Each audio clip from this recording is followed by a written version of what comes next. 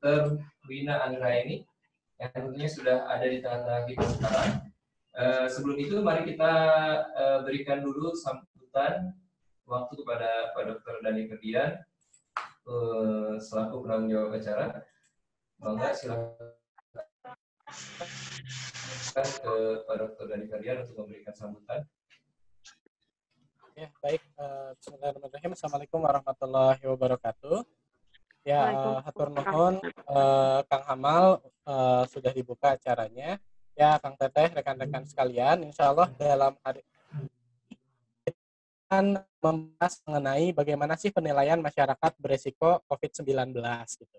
Nah, kemarin juga kan di grup ada yang nanya, boleh nggak sih kita melakukan penilaian gitu terkait dengan masyarakat beresiko kalau seandainya kita menemukan ada yang bermasalah untuk kemudian dilaporkan ke puskesmas gitu. Nah, itu bagus banget gitu. Jadi memang harapannya itu yang kami ingin dorong kepada Akang Teteh rekan-rekan sekalian supaya nanti Akang Teteh ini bisa melakukan screening atau penapisan kira-kira kelompok masyarakat mana saja yang ini perlu dilakukan rujukan ke layanan kesehatan atau kelompok masyarakat mana saja yang harus dilaporkan ke puskesmas untuk mendapatkan perhatian lebih lanjut ke depannya.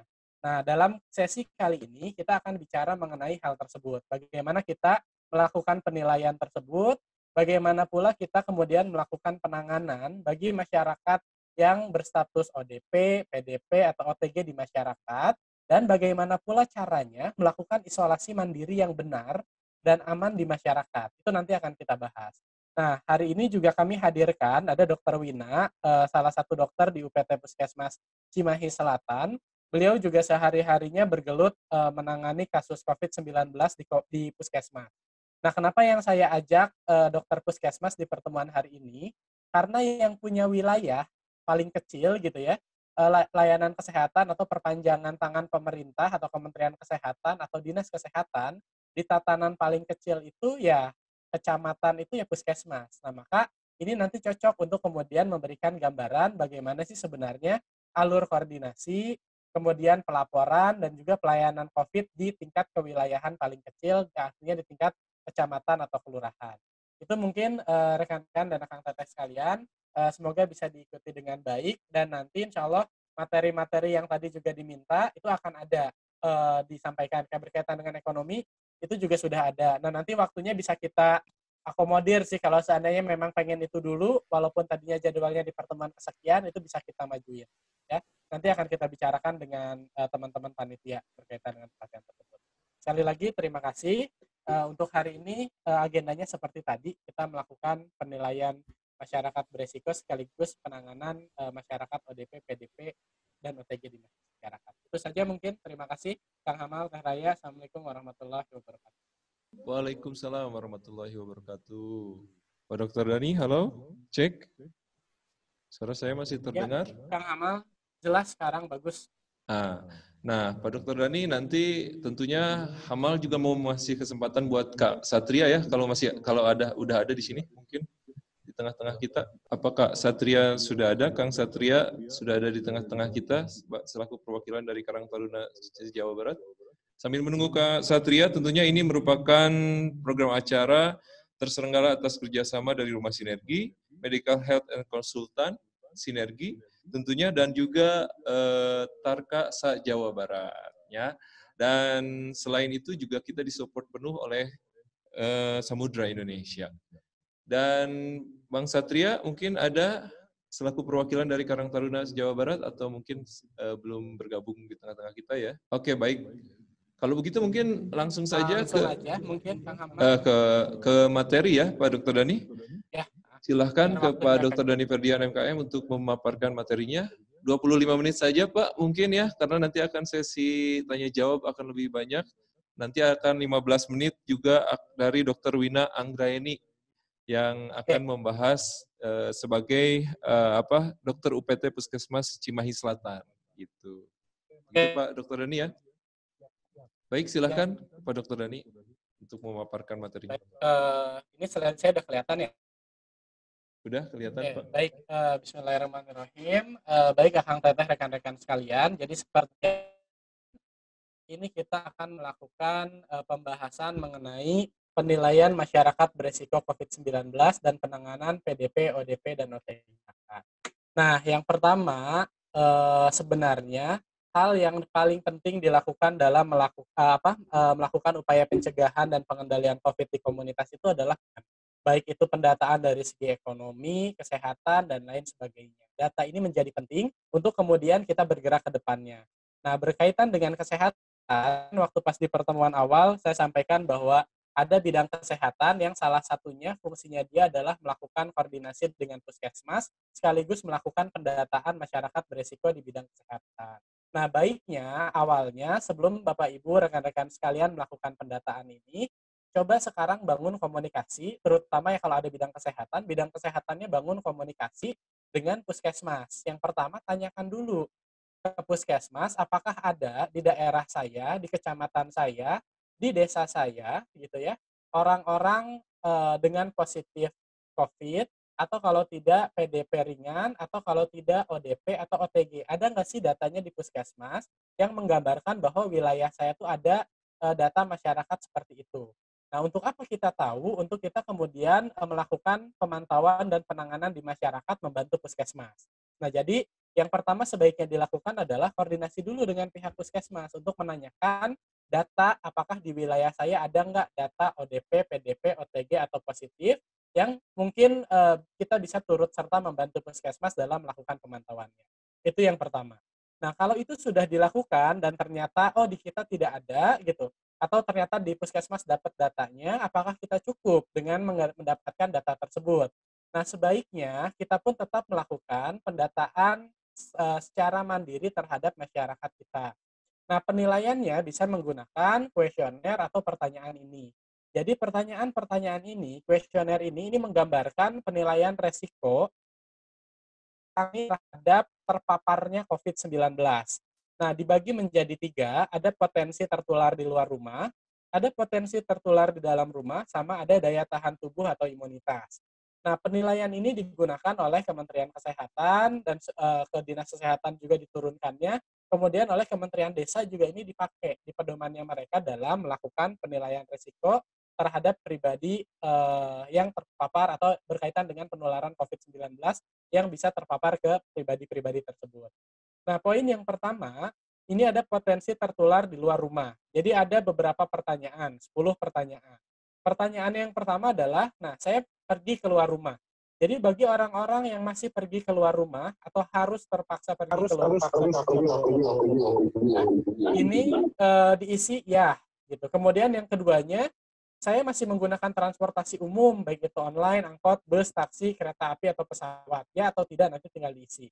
Kemudian yang ketiganya, saya tidak menggunakan masker pada saat berkumpul dengan orang lain. Jadi begitu di luar rumah, dia nggak pakai masker gitu. Ya, oh saya nggak pakai masker berarti jawabnya ya. Kalau saya pakai masker berarti tidak. Terus ketika di luar saya berjabat tangan dengan orang lain.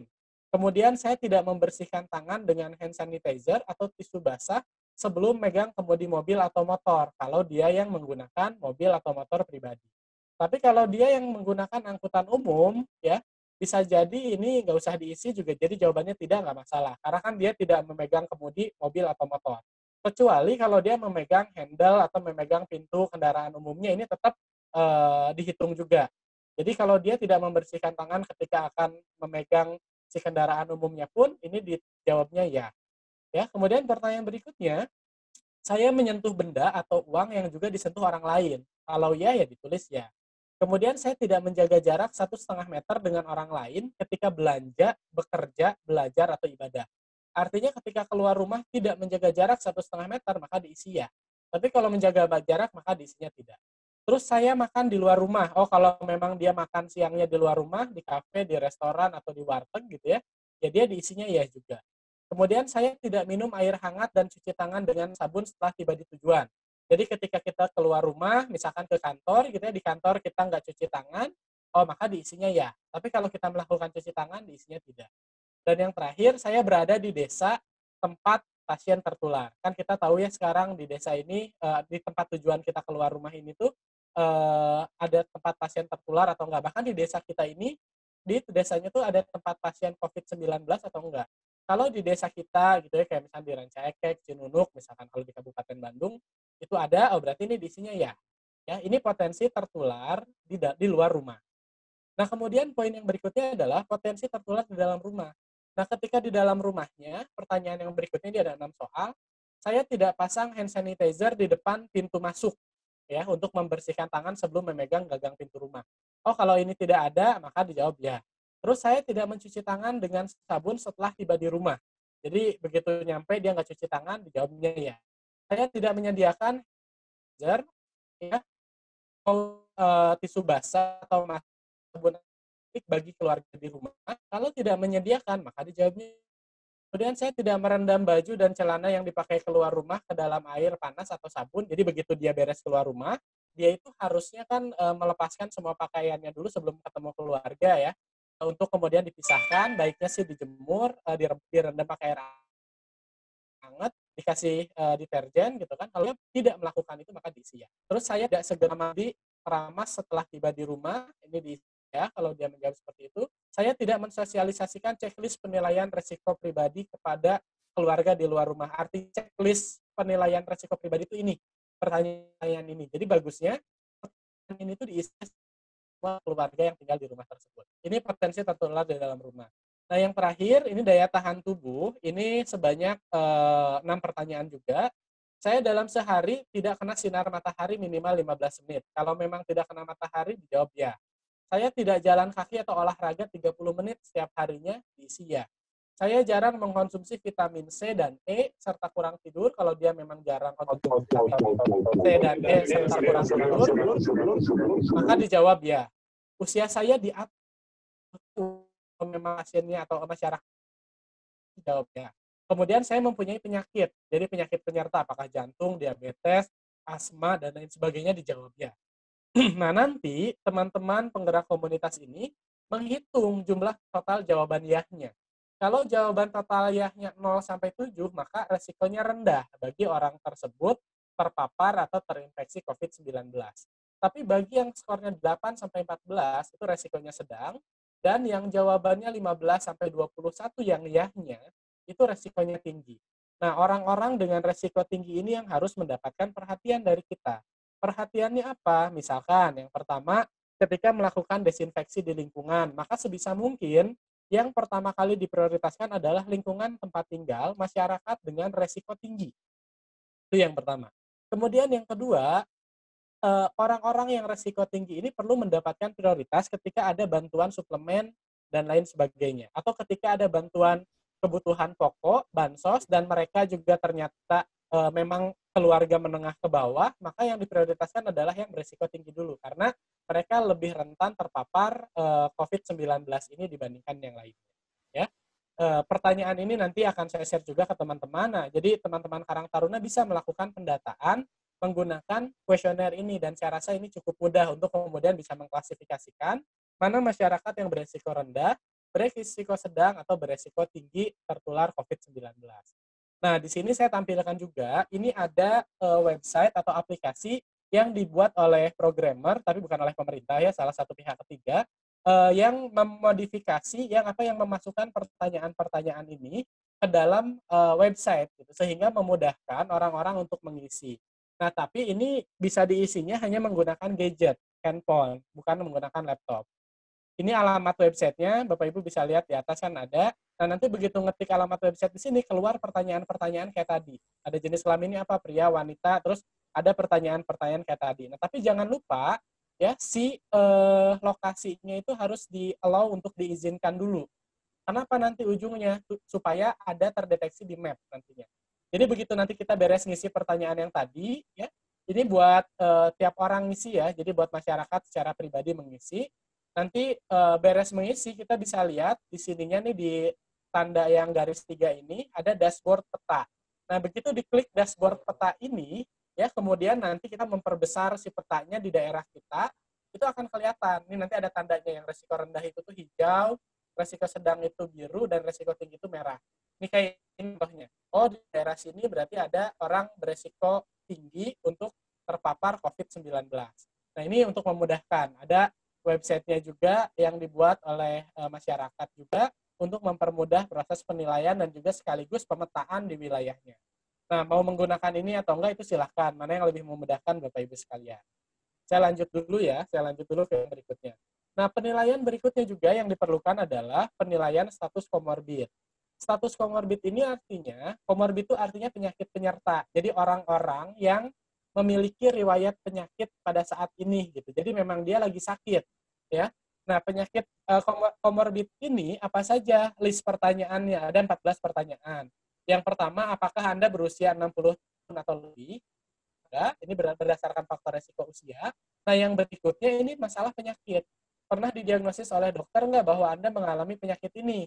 Diabetes mellitus, hipertensi atau darah tinggi, kanker, asma, penyakit paru obstruktif kronik itu ini penyakit paru yang diderita pada perokok. Jadi perokok berat, kemudian dia ada sesak nafas berkepanjangan gitu ya. Ini namanya penyakit paru obstruktif kronis.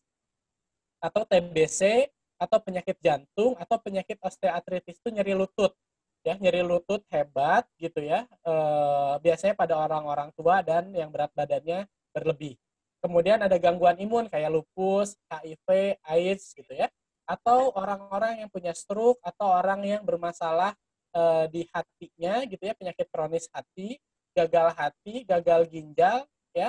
Ini dimasukkan ya atau tidaknya sehingga kita punya data di masyarakat siapa saja sih orang-orang yang punya faktor resiko komorbid. Artinya usianya di atas 60 tahun atau dia punya penyakit-penyakit ini. Nah, kenapa komorbid ini, pasien-pasien dengan komorbid atau masyarakat dengan komorbid ini mesti dilakukan pendataan? Karena mereka kalau terkena COVID, gejalanya itu bisa lebih berat, ya, dan beresiko kematian juga. Ya, jadi orang-orang walaupun dia masih muda di bawah 60 tahun, misalkan 30 tahun, tapi dia punya asma, ketika dia kena COVID, gejalanya bisa lebih berat lagi. Bahkan kalau misalkan tidak ditangani, faktor risiko kematiannya bisa besar. Nah, maka Bapak Ibu rekan-rekan penggerak komunitas jika bisa melakukan pemetaan orang dengan status komorbid ini bagus untuk kemudian datanya nanti dilaporkan juga ke puskesmas untuk dibantu melakukan pemantauannya. Ya, ini penilaian berikutnya. Nah, kemudian ini penilaian yang terakhir ya yang dilakukan di masyarakat. Jadi kan selama ini juga kadang kita bingung ya, mana sih yang OTG, mana yang ODP, mana yang PDP.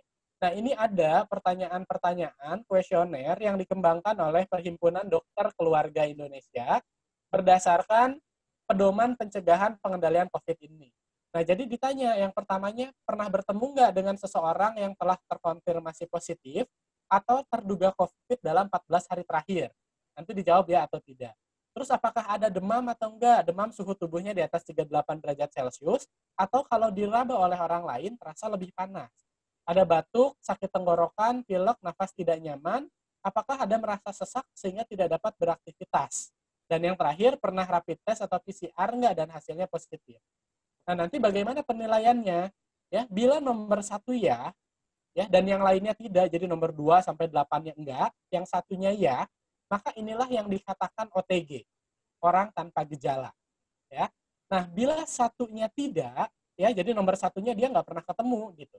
Tapi ya di nomor 3, 4, dan 5-nya dia ada keluhan batuk, sakit tenggorokan atau pilek, ya, dan dia ada di daerah transmisi lokal, ya, itu dikatakan ODP. Jadi dia nggak pernah ketemu, nggak ada demam, tapi ada batuk, nyeri tenggorok, ada pilek, oh dia dikatakan ODP.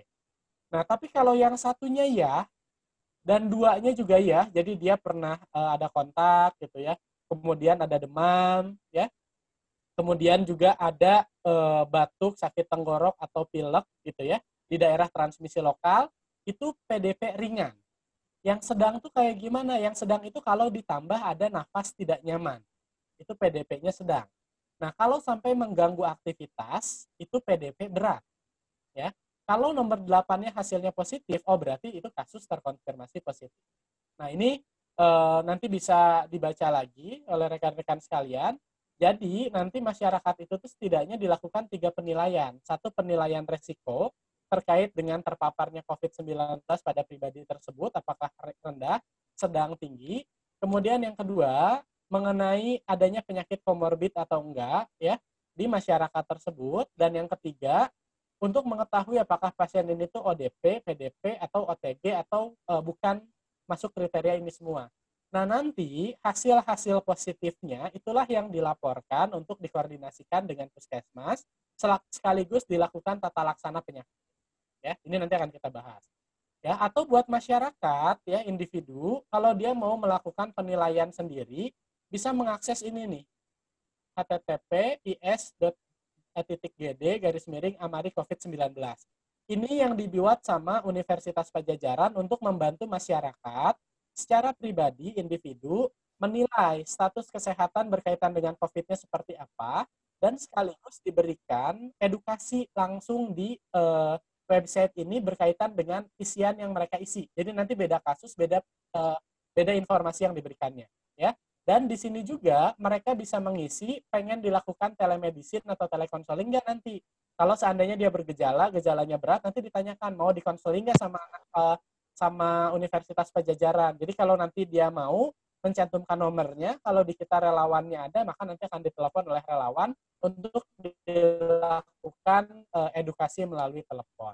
Ya. Nah, ini yang lainnya juga, penilaian yang bisa dilakukan oleh individu. Kalau ini oleh individu ya, Bapak Ibu bisa lihat di sini www.pdskji.org. Ini Perhimpunan Dokter Spesialis Kedokteran Jiwa Indonesia. Nah, begitu buka website ini, di atasnya, nanti ada tulisan swab periksa cemas, swab periksa trauma, sama swab periksa depresi. Ini adalah penilaian yang bisa dilakukan secara mandiri lewat website ini untuk kita mengetahui apakah kita cemas atau enggak, kita tuh trauma atau enggak, kita tuh depresi atau enggak, kondisi kesehatan mental emosionalnya kita tuh saat ini seperti apa. Nanti begitu mengklik yang di sini, swab periksa cemas, swab periksa trauma, atau swab periksa depresi, nanti akan muncul pertanyaan-pertanyaan yang kita isi website tersebut, dan kemudian nanti akan keluar hasilnya, beserta dengan saran-saran atau rekomendasi-rekomendasinya. Nah, ini menarik hasil. Nanti ada advice-nya di situ di website tersebut. Nah, ini menarik nih datanya, rekan-rekan sekalian. Ini data yang dari website Perhimpunan Dokter Spesialis Kedokteran Jiwa ini. Ada 1.522 orang yang melakukan pemeriksaan, ya, dan hasilnya adalah 64,3% mengalami cemas dan depresi.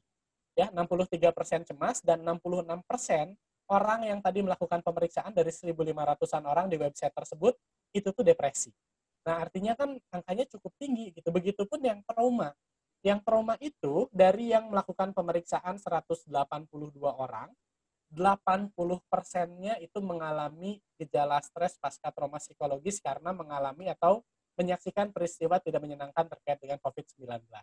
Ya. Nah, maka ini pun menjadi satu hal yang baik kalau misalkan dari komunitas siaga COVID ini menyebarkan link ini ke masyarakatnya sehingga mereka juga bisa menilai kondisi kesehatan mental emosionalnya. Ya. Jadi melalui website ini bisa dilakukan secara mandiri. Jadi nggak harus sama Satgas lah. Jadi masyarakat didorong untuk melakukan aktivitas seperti itu. Ya.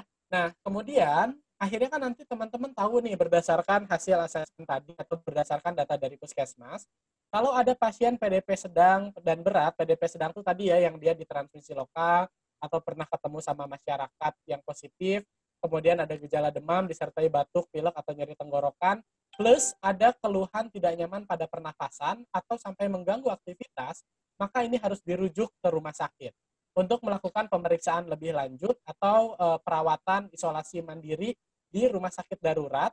Kalau yang sedang itu bisa di rumah sakit darurat, tapi yang berat harus di rumah sakit untuk dilakukan biasanya dikasih ventilator.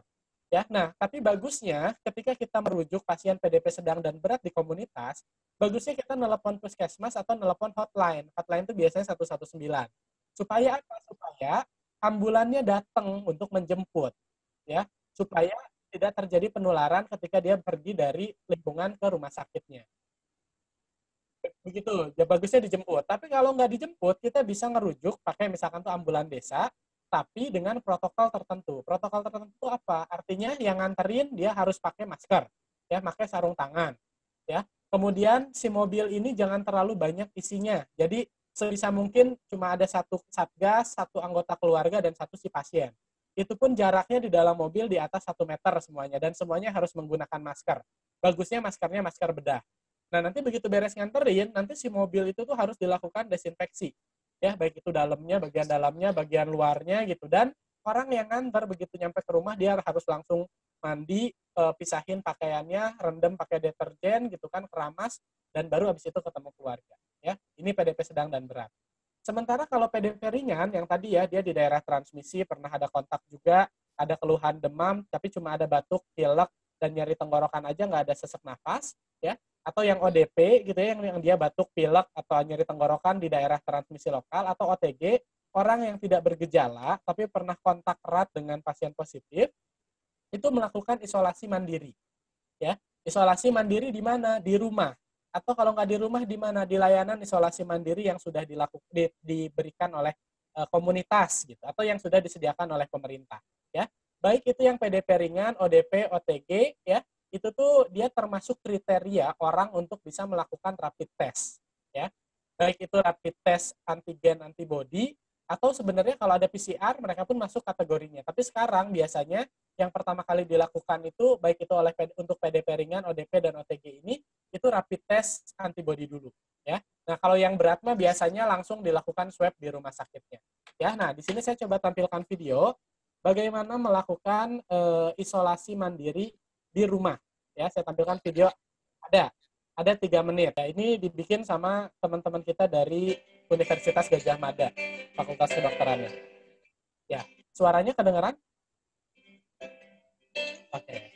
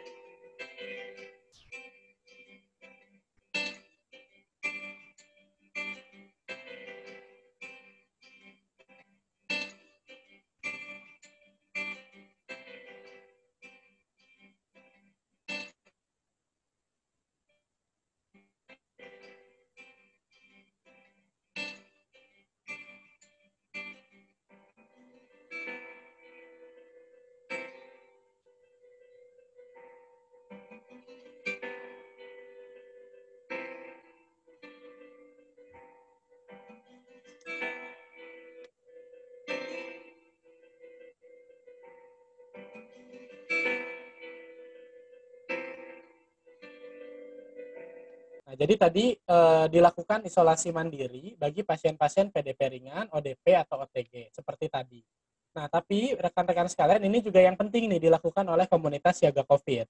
Jadi kita juga harus bisa menilai apakah di keluarga tersebut memungkinkan nggak untuk melakukan isolasi mandiri di rumah. Nah, ini harus memperhatikan aspek-aspek ini nih. apakah rumah tersebut punya kamar khusus terpisah dari anggota keluarga lain nggak? Karena yang di isolasi mandiri, dia harus ditempatkan di kamar khusus terpisah dari anggota keluarga lainnya. Ya, terus lebih baiknya juga punya kamar mandi dan WC di dalam kamar khusus tersebut. Terus ada jendelanya nggak sehingga sirkulasi udara bisa masuk dan sinar mataharinya bisa masuk. Terus keluarga dapat menyediakan kebutuhan makanan nggak yang dibutuhkan setiap hari bagi orang yang sedang isolasi mandiri tersebut. Keluarga bisa mencarikan obat-obatan nggak yang dibutuhkan oleh pasien tersebut gitu ya. Dan bisa tersedia komunikasi online nggak dengan dokter atau puskesmas yang dilaksanakan setiap harinya. Jika 1-6 ini terpenuhi, maka masyarakat tersebut bisa dilakukan isolasi mandiri di rumah. Nggak harus di tempat isolasi mandiri khusus. Tapi kalau nomor satunya tidak, gitu ya, nah bagusnya sih, kan berarti dia nggak ada kamar khusus. Dia kan gabung sama yang lain kan. Nah sementara kan kalau isolasi boleh gabung sama yang lain, nah maka ini diungsikan, ya. Baik itu OTG, ODP, atau PDP-nya ke fasilitas khusus, atau diungsikan ke rumah keluarga lain atau ke rumah tetangga yang dia punya kamar khusus terpisah dari anggota keluarga yang ada di sana. Ya, Ya, jadi agak kalau sedikit 1, 2, luas lah gitu ya betul, rumahnya gitu ya. ya. Nah, tapi kalau 1 dan 2-nya ya, jadi dia punya kamar khusus, bahkan ada kamar mandinya juga di dalam. Tapi keluarganya nggak support untuk menyediakan kebutuhan makanan setiap hari gitu, karena kan harus kerja misalkan tuh, atau Ya, ya, dia ya. tinggal sendirian gitu ya, obat-obatan juga nggak bisa dicarikan, maka dia pun harus ditempatkan di tempat isolasi disediakan oleh komunitas atau pemerintah, karena kan dia tidak bisa memenuhi kebutuhan isolasi mandiri itu Ya, ya, oleh ya. sendirinya. Nah, itu Nah, baru makanya peran komunitas itu ada ya di situ ya. betul, makanya kenapa di Surat Edaran Kementerian Desa nomor 8 tahun 2020, salah satu tugasnya Desa Tanggap Covid itu adalah menyediakan ruang isolasi mandiri. Bagi siapa? Bagi orang-orang yang tidak memenuhi kriteria isolasi mandiri di rumah seperti tadi. Nah, isolasi mandiri ini bisa dilakukan di mana? Sekolah-sekolah, tempat ibadah, balai desa, rumah warga yang dipinjamkan, dia ada MCK-nya, tempat tidurnya layak, ada listriknya, dan lain sebagainya. Ini bisa dibaca aja, ya. Nah, kemudian, nah ini contoh-contoh nih. Sekarang kan ODP itu orang yang mudik aja dijadikannya ODP kan ya, oleh pemerintah. Nah, di beberapa daerah mereka menyediakan bagi orang-orang yang terpaksa pulang kampung, ya, dia dikarantina dulu, diisolasi mandiri dulu 14 hari. Macam-macam cara mereka untuk menyediakan ruang isolasi ini. Ada yang di hutan nih kayak gini ya, dia bikin tenda-tenda karantina di Purbalingga. Ada juga yang di Seragen pakainya rumah hantu gitu ya, rumah angker biar yang mudik pada kapok gitu ya. Ini ada nih, ya. Atau ada juga nih kayak di kita nih di salah satu komunitas siaga Covid nih di Pangandaran, tempat isolasi mandiri di Desa Kertajaya ini, atau ini yang pernah saya tunjuk di rumah, tapi semua kebutuhannya disupport sama masyarakat. Jadi orang ini dia positif, rapid testnya positif gitu ya, tapi dia nggak keluar rumah, semua kebutuhannya dipenuhi oleh masyarakat. Jadi tidak terjadi penularan ke lingkungan masyarakat. Nah, ini juga yang dilakukan oleh komunitas siaga Covid juga bagus seperti itu. Itu mungkin, nah ini hal-hal yang harus dilakukannya. Tadi juga udah dibilangin ya, bagusnya sebelum isolasi mandiri kontak dulu puskesmas untuk dapat pemantauan. Kalau ada anggota keluarga yang rentan, bisa diungsikan. Tapi kalau nggak mungkin diungsikan, ya orang yang perlu isolasi mandirinya dulu yang diungsikan. Kamar tidurnya terpisah gitu ya, nggak boleh masuk ke dalam tempat isolasi keluarga yang lain ya. Kemudian juga kamar mandi kalau bisa terpisah, tapi kalau nggak terpisah, orang yang diisolasi ini tuh dia yang paling pertama atau yang paling terakhir. Setelah dipakai sama orang yang isolasi mandiri, langsung dilakukan desinfeksi menggunakan bahan desinfeksi seperti yang disebutkan di sini. Kemudian juga harus menjaga jarak, nggak boleh menggunakan tempat makan secara bersama, gitu ya. Nggak boleh nonton-nonton, nongkrong bareng sambil nonton TV ketika isolasi mandiri ini.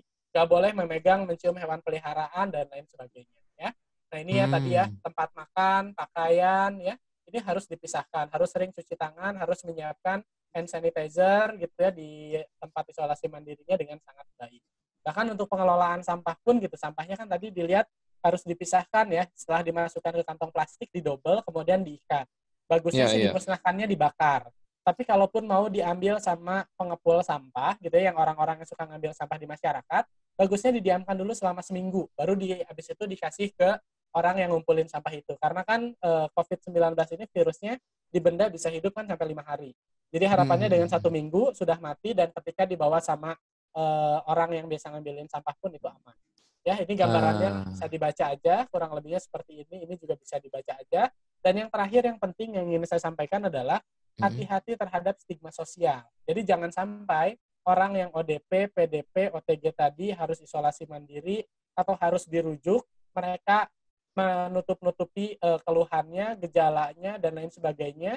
Gara-gara apa? Gara-gara takut di stigma sosial. Kalau dia bilang, oh saya PDP, saya OTG, saya ODP, dikucilkan sama masyarakat gitu. Maka ini yang mendorong orang-orang itu jadi nggak mau meriksain diri atau bahkan kabur ketika akan dirujuk dan lain sebagainya. Maka nanti akan ada materi komunikasi biar supaya di lingkungan masyarakat itu tuh bisa menerima pasien-pasien ODP, PDP atau OTG itu dengan baik, dan ketika dilakukan isolasi mandiri atau karantina pun itu dilakukan dengan baik. Kang Hamal, punten kalau rada cepat, waktunya kan terbatas ya, biar kita mungkin, banyak diskusi. Iya, betul Pak Dokter. Mudah-mudahan nanti Terima banyak kasih, nanti juga. dibahas juga di Puskesmas ya, dari segi pelayanan kesehatan di tingkat wilayah sama Dokter Wina berkaitan dengan hal-hal yang tadi juga saya sampaikan. Atur nuhun Kang Hamal dan teman-teman yang lain. Assalamualaikum warahmatullahi wabarakatuh. Terima kasih banyak Pak Dr. Dhani Ferdian. Waalaikumsalam warahmatullahi wabarakatuh. Nah, untuk selanjutnya tentunya mengenai penanganan PDP, ODP, dan OTG ini juga akan ada dari pihak Dokter UPT Puskesmas Cimahi Selatan tentunya. Nanti akan memberikan pandangannya seperti apa, karena beliau juga selama ini menangani hal-hal tersebut. Ini Dokter Wina Anggraini sudah hadir di tengah-tengah kita, Bu Dokter. Ya. Ya, Assalamualaikum Bu Dokter. Ya. Waalaikumsalam warahmatullahi wabarakatuh.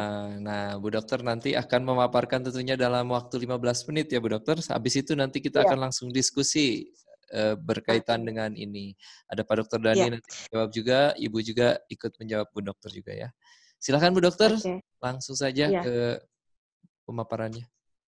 Oke, untuk tadi kan sudah dijelaskan oleh Dokter Dhani. Nah, mungkin saya lebih ke sharing aja untuk penanganan di Puskesmas seperti apa. Tapi sebelumnya mungkin untuk Bapak Ibu sekalian atau Akang Teteh yang hadir di sini, kita harus mengetahui dulu bahwa ini tuh memang jenis virus baru gitu ya. Jadi otomatis semuanya juga baru mengalami pengalaman yang pertama kali gitu. Jadi otomatis seperti petugas kesehatan, kemudian masyarakat juga memang karena baru ini, jadi kita juga harus ini gitu ya, saling bekerja sama gitu untuk menghadapi virus baru ini. Dan mungkin yang akan saya utarakan hari ini bisa jadi itu tidak akan berlaku gitu ya di hari esok atau mungkin beberapa minggu kemudian, karena memang karena virus baru ini jadi banyak sekali yang protokol-protokol yang sering berubah gitu. Ketika di Puskesmas pun sama gitu ya, seperti itu. Mulai ketika misalnya pertama kali virus ini muncul gitu ya, kita awal mulanya kan tidak berpikirnya masih jauh gitu. Ketika pertama kali muncul di Jakarta kan kita berpikirnya Cimahi mah jauh. Saya kan tinggal di Cimahi ya, dan saya juga bekerja di Puskesmas Cimahi Selatan gitu ya. Pas pertama kali kayaknya jauh gitu ya. Waktu pas pertama di Wuhan juga kan kayaknya jamaknya gitu. Tapi ternyata memang ini sudah aman ada gitu ya. Gitu, seperti itu. Gimana, jelas gak untuk suaranya? Jelas Bu Wina. Terima kasih. Ya. Nah, mungkin kita langsung aja gitu ya, sebelum saya menyampaikan untuk upaya-upaya yang sudah dilakukan di Puskesmas, Bapak Ibu sekalian mungkin harus bisa memahami juga gitu ya untuk tadi kriteria OTG, ODP, PDP, dan sebenarnya untuk yang awal itu adalah pelaku perjalanan, karena pasti yang biasanya dikonsultasikan ke kami itu adalah pelaku perjalanan. Misalnya gini, saya kan tinggal di Cimahi gitu ya, ternyata ada yang baru pulang dari Jakarta. Nah, itu udah pasti konsultasi dengan Puskesmas gitu. Jadi, ya itu harus lebih dipahami. Nah, kemudian juga kita lihat di Puskesmas sendiri, mungkin langsung ke slide yang setelah tadi, yang Puskesmas. Ya, lanjut. Nah, untuk langkah strategis. Jadi memang untuk di Puskesmas sendiri, karena tadi ya sudah dijelaskan untuk gejala-gejalanya. Jadi gejalanya itu memang mirip sekali dengan influenza gitu. Dan kalau sebelumnya kan kita di di kita itu gitu ya, terutama di masyarakat Indonesia yang namanya batuk itu sudah biasa, tapi ternyata ketika corona, pasien batuk itu langsung dicurigai gitu. Makanya dari awal juga kami sudah triase untuk kasus-kasus yang memang ternyata ada salah satu gejala dari yang tadi disebutkan, itu sudah terpisah. Karena kan untuk puskesmas sendiri ya termasuk salah satu tempat yang rawan gitu menjadi pusat penyebaran gitu. Kalau misalnya ternyata pasien yang batuk pilek digabung dengan pasien yang bukan batuk pilek, nah mungkin awal yang misalnya hanya untuk imunisasi ketemu dengan pasien batuk pilek, nah itu bisa jadi berpotensi juga gitu kayak gitu. Jadi memang dari awal itu sudah kami pisahkan gitu ya untuk dan tidak hanya di puskesmas Cimahi Selatan aja, ini juga sudah berlaku untuk di puskesmas yang lain seperti itu. Jadi untuk penanganannya juga berbeda. Kalau misalnya dia udah ada salah satu gejala dari yang tadi disebutkan oleh Dokter Dani, itu juga penanganan di ruang yang khusus, kemudian dokternya juga khusus gitu dan menggunakan APD yang lengkap seperti itu. Karena untuk pencegahan juga itu. Nah kemudian untuk kan tadi ya kita itu berharap ketika tadi ada pelaku perjalanan, ada OTG, ada ODP, ada PDP gitu ya. Nah diharapkan itu ketika memang gejalanya itu masih ringan, itu sebaiknya lakukan isolasi mandiri gitu. Jadi bukannya misalnya pergi kemana gitu kayak gitu, tapi memang diharapkan isolasi mandiri. Nah untuk keluarga yang tidak memiliki keluhan, nah itu bisa lapor kalau misalnya sudah memiliki hotline puskesmas, karena kan puskesmas sendiri kan sekarang sudah banyak lah ya di web, ada sosmednya juga gitu. Mungkin misalnya saya lokasinya itu di Ujung Berung, langsung cari aja puskesmas terdekat. Nah nanti juga kan ada hotline-nya. Nah kami juga sama seperti itu. Jadi kami sudah ada sosmed, jadi kalau misalnya memang ada tadi yang 4 kriteria itu, langsung aja hubungi puskesmas itu. Dan kalau misalnya memang tidak bisa mengakses gitu ya, tidak bisa mengakses sosial media, tadi mungkin yang disebutkan oleh Dokter Dani, kita bisa menghubungi RT RW setempat. Nah, nanti RT RW setempatnya yang akan menghubungi puskesmas gitu. Jadi memang diharapkan tidak ada kontak langsung dengan puskesmas, karena itu khawatirnya nanti kan yang namanya puskesmas kan ada pasien yang sehat, ada pasien yang mau imunisasi, ada yang mau pemeriksaan ibu hamil gitu ya, ada yang memang ada yang sakit gitu kan kayak gitu. Nah kita mencoba meminimalisir agar tidak saling kontak gitu pasien-pasien itu. Nah jadi makanya kalau memang ada tadi 4 kriteria itu, pelaku perjalanan, ODP, OTG, PDP, itu hubungi aja hotline puskesmas seperti itu. Nah kemudian juga untuk tracing ya, untuk tracing sendiri mungkin Bapak Ibu sekalian di pertemuan sebelumnya sudah mengetahui gitu ya seperti apa tracing. Mungkin bisa dilihat slide yang ada klaster-klaster. Nah, terutama untuk kita kan membahas Jawa Barat, walaupun ya ini harusnya Indonesia gitu ya. Cuman untuk klaster di Jawa Barat sendiri kan yang baru diketahui itu ada 4 klaster. Nah, 4 klaster itu juga udah tahu gitu ya di sosial media dan sekarang udah marak lah gitu ya. Nah untuk 4 klaster ini kalau memang ternyata ada yang misalnya gitu ya, ternyata tetangga saya teh kemarin teh misalnya gitu termasuk ke salah satu klaster itu gitu ya. Nah itu bisa langsung dihubungi juga ke puskesmas gitu. Jadi nggak usah nunggu misalnya si bapak itu karena kelihatan sehat gitu ya. Ya udahlah gitu biarin aja, enggak usah seperti itu karena tracing itu maksudnya apa? Jadi tracing itu kita mencoba meng-cut agar orang-orang yang memang ada kontak erat atau misalnya memang ternyata ada resiko gitu ya bahwa dia itu bisa aja terduga terkena COVID gitu ya, itu di-cut biar dia itu tidak kemana-mana gitu. Karena gini, mungkin bisa dilihat di slide-nya gitu ya. Karena ketika tracing itu misalnya orang tersebut mengikuti sebuah pertemuan gitu ya. Entah misalnya di klaster yang pertemuan keagamaan atau klaster yang seminar gitu ya kayak gitu. Nah, kemudian kalau misalnya kita tidak tracing itu kan bisa menyebar. Misalnya dia setelah pulang dari seminar itu gitu ya, kemudian pulang ke rumah. Nah, dia bisa menularkan ke orang serumahnya gitu kan, seperti itu. Nah, kemudian ternyata dia itu masih aktif bekerja. Dia bisa menularkan ke orang yang di tempat kerjanya. Belum lagi misalnya yang memang pekerjaannya itu sering ketemu banyak orang, itu luar biasa gitu ya. Jadi terus aja beruntun ya, dokter ya. Betul. Jadi memang peran kita juga kadang-kadang kan saya juga ada pengalaman ketika di puskesmas gitu ya. Kami baru tahu bahwa ada yang terduga COVID itu yang memang masuk ke salah satu klaster ini dari masyarakat gitu. Karena Justru memang, bukan dari orangnya ya. ya, karena kalau orangnya itu malah berobatnya itu bukan ke puskesmas gitu, tapi berobatnya itu ke klinik gitu ya, klinik Wah, yang malah terdekat. membahayakan klinik terdekat Nah, itu ya, Dok ya. Ya, betul sekali. Dan ketika di klinik pun tidak jujur gitu, tidak memberitahukan bahwa saya itu pernah ada di pertemuan ini gitu ya, tidak dibicarakan gitu. Tapi mungkin karena tangga sekitarnya itu karena dekat gitu ya, mungkin waktu itu perasaan si bapak ini teh atau si ibu ini teh pernah bilang ke saya teh mau ikutan acara itu gitu ya, kayak gitu. Ya, Nah, jadi nggak terbuka lah. Ya, seperti itu. Inisiatif warga, ya udahlah laporin aja dulu ke puskesmas, nanti puskesmas yang akan memutuskan seperti apa kayak gitu. Nah, cuman memang ketika di tracing ini juga kan kita itu ini ya, tadi kan udah disinggung masalah stigma ya. Iya, Jadi, iya. Mungkin karena stigma sosial itu tadi ya, Bu Dokter ya. Jadi kadang-kadang orang itu tidak jujur gitu ya, karena takutnya itu belum apa-apa sudah dikucilkan gitu ya, belum apa-apa sudah dijauhi kayak gitu. Nah, ada contoh kasus di saya gitu yang salah satu stigma itu adalah jadi beliau itu adalah pelaku perjalanan gitu. Padahal belum, maksudnya gini, pelaku perjalanan itu masih jauh ya. Belum masuk ke ODP, belum masuk ke OTG, belum masuk ke PDP gitu ya. Masih dicurigai saja ya. Ya, itu kan masih masuk ke resiko gitu. Tadi yang dijelaskan oleh Dokter Dani di awal gitu ya. Bu Dokter, sambil diingatkan 10 menit ya. lagi Bu Dokter ya. Oh iya. Okay. Nah, untuk tadi kan sudah dilaporkan itu ke puskesmas. Tapi masyarakat sekitarnya ya itu gitu ya, ada stigma itu.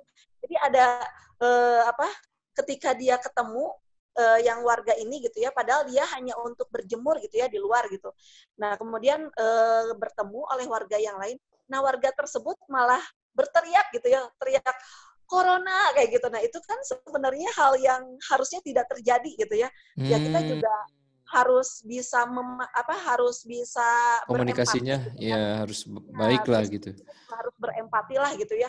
Untuk keempat kategori itu sebenarnya mah ya itu teh kalau misalnya kita berada di posisi mereka gitu ya, mereka itu stres loh sebenarnya. Kalau misalnya udah masuk ke kategori perilaku perjalanan, pelaku perjalanan, ODP, OTG, PDP itu teh mereka stres sebenarnya mah. Karena pasti kan otomatis dia juga was-was ya. Aduh, saya bener COVID gak gitu kan? Positif gak?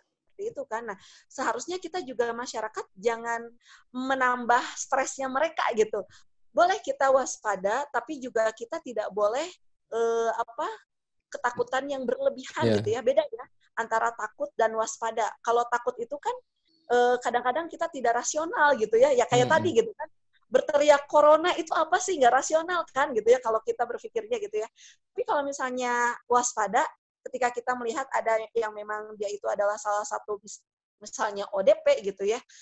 Kalau misalnya kita waspada, kita kan nggak akan mungkin teriak gitu kan, tapi kita tetap jaga jarak aman 2 meter gitu kan, seperti itu. Tapi juga tidak sampai membuat yang bersangkutan itu merasa dikucilkan, seperti itu. Jadi memang peran tracing, tapi gimana caranya masyarakat itu bisa berperan dalam tracing, tapi juga tidak menimbulkan stigma, itu sebenarnya poinnya itu gitu ya. Karena kalau misalnya stigma ini malah semakin besar gitu ya, tracing ini jadi susah gitu. Karena saya ada kasus ketika disebutkan gitu ya. Semakin sulit untuk jujur gitu ya, jadi kalau stigma. Dokter Wina, punten tracing dijelasin aja ulang biar teman-teman juga semakin kebayang. Jadi tracing itu apa sih? Begitu. Dan gimana caranya mereka ngebantu puskesmas?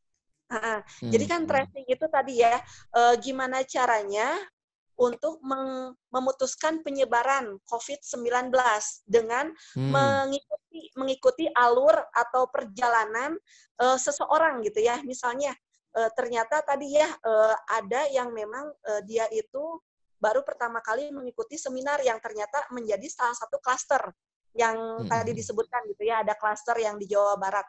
Nah, kita tracing itu apa? Kita kira-kira nih orang tersebut dia beraktivitasnya kemana aja. Nah, Iya, betul. jadi kayak tadi ya, misalnya, oh ternyata dia punya keluarga.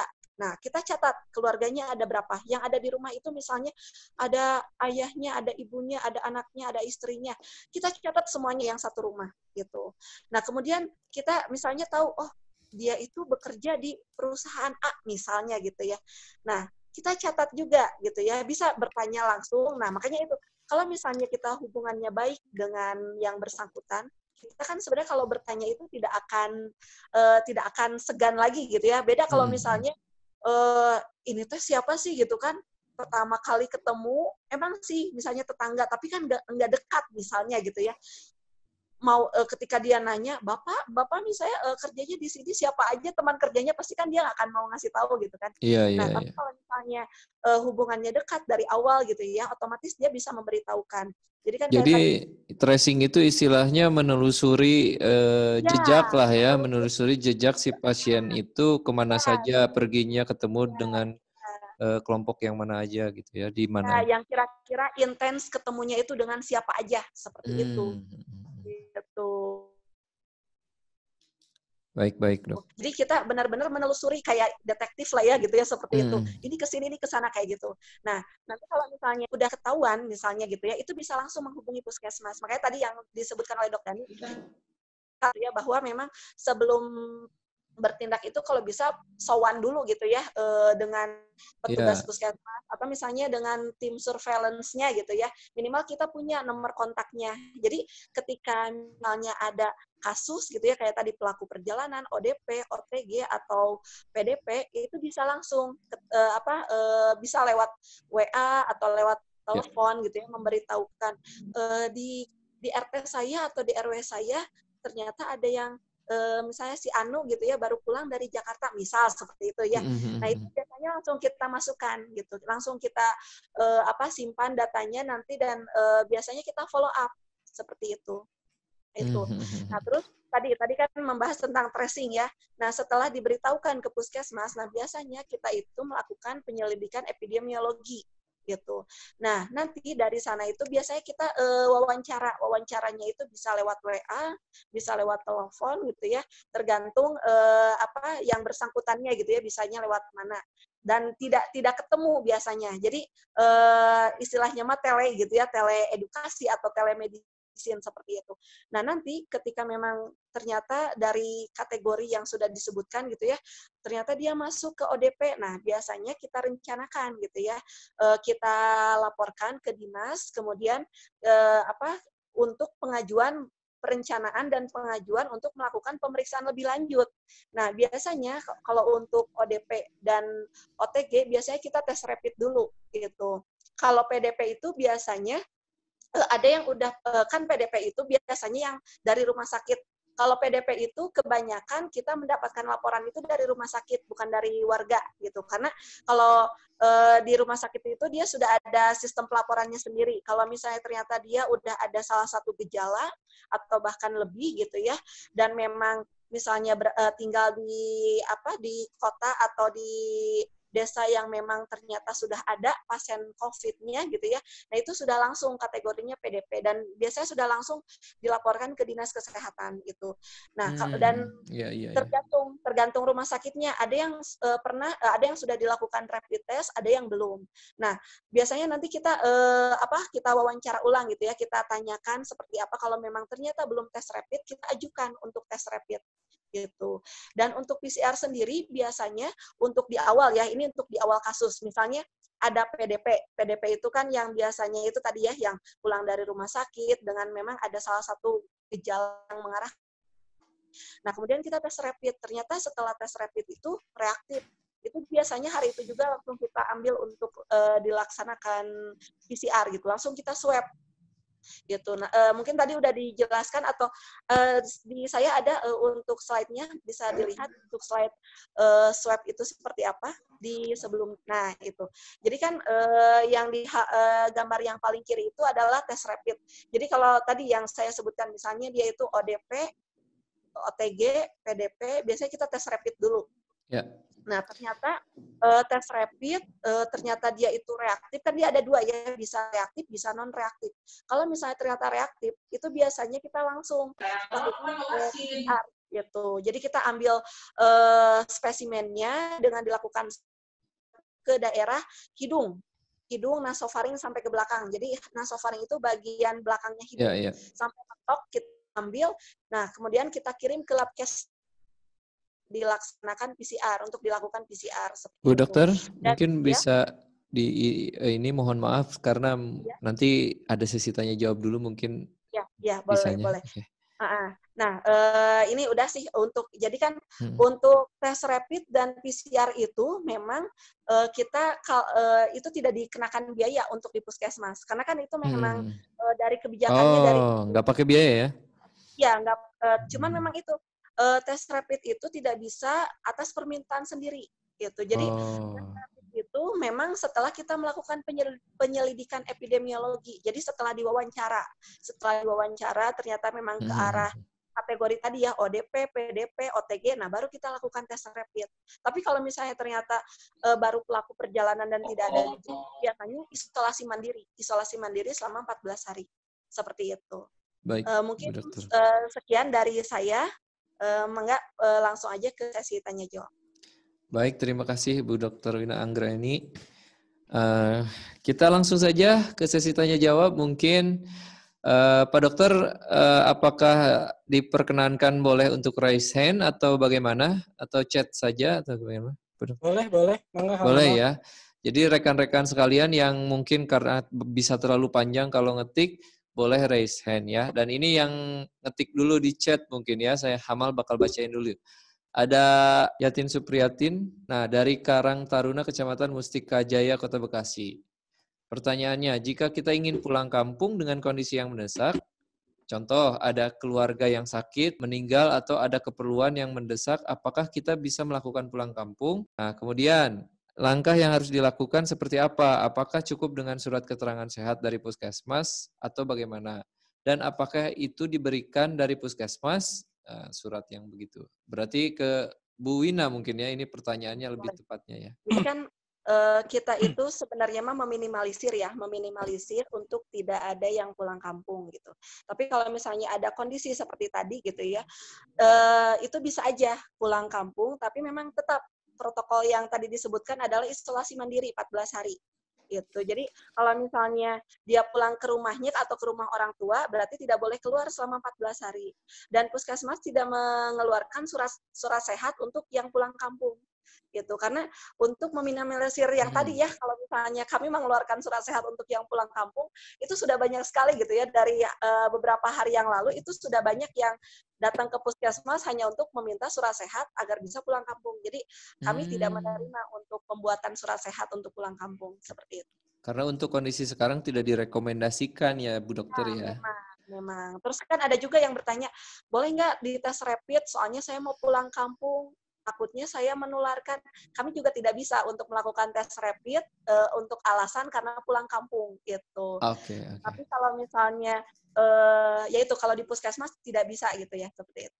Oke, mungkin Pak Dokter Dani ada tambahan? Ya, mungkin sudah sama ya dijawab sama Dr. Wina. Terus tambahannya sih ini sebenarnya. Sekarang tuh berkaitan dengan pulang kampung, walaupun ada yang sakit, ada yang meninggal, itu kemungkinan besarnya akan ditolak.